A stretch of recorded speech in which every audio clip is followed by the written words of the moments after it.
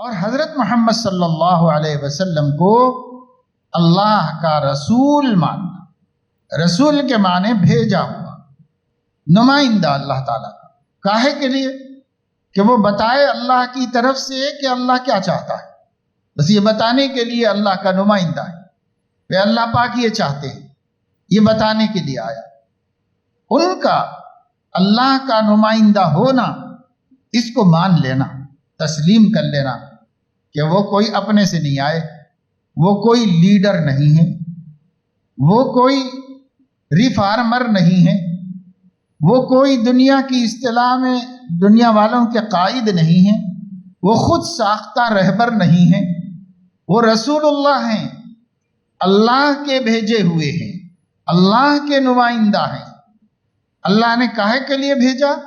یہ بتانے کے لیے کہ اللہ کیسے راضی ہوتا ہے، اللہ کیسے خوش ہوتا ہے، اللہ اپنے بندوں سے چاہتا کیا ہے، اس چاہت کو بتانے کے واسطے اللہ نے ان کو رسول بنایا۔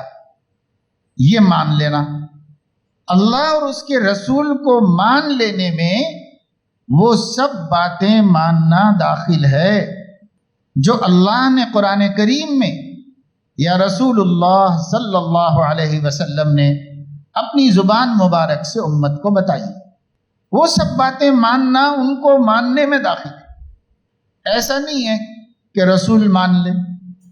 دیکھو قادیانی جو ہیں مرتد ہیں، کافر ہیں، معذب ہیں، خارج اسلام، لیکن وہ بھی لا الہ الا اللہ کہتے ہیں، وہ بھی محمد الرسول اللہ کہتے ہیں، اور وہ بھی یہ کہتے ہیں کہ آپ خاتم النبیین ہیں، باوجود ہے کہ اس کے بعد ایک نبی بھی مانتے ہیں، لیکن یہ بھی کہتے ہیں کہ آپ خاتم النبیین ہیں۔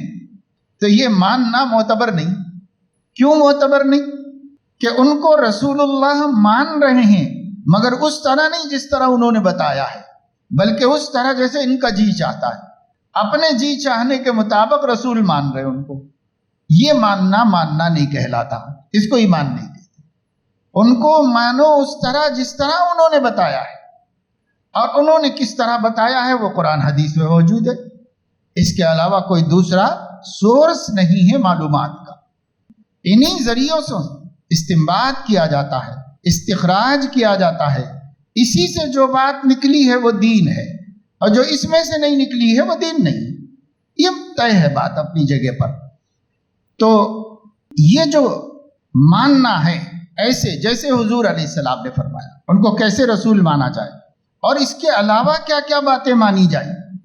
وہ جنت کے بارے میں بتاتے ہیں، وہ دوزخ کے بارے میں بتاتے ہیں، وہ عرش کے بارے میں بتاتے ہیں، کرسی کے بارے میں، لوح کے بارے میں، قلم کے بارے میں، تقدیر کے بارے میں، فرشتوں کے بارے میں، جن جن مغیبات کی خبر اللہ کے نبی صلی اللہ علیہ وسلم دیتے ہیں، ان کو رسول ماننے میں وہ سب داخل ہیں۔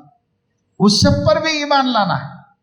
تو اس کو مختصراً یوں سمجھو کہ رسول کو رسول ماننا ان کے بتائے ہوئے طریقے پر، رسول کو رسول ماننا اپنے اپنی چاہتوں سے، یہ ایمان نہیں۔ ویسا مان جیسا کہ اللہ کے نبی نے خود بتایا ہے ویسے مانو۔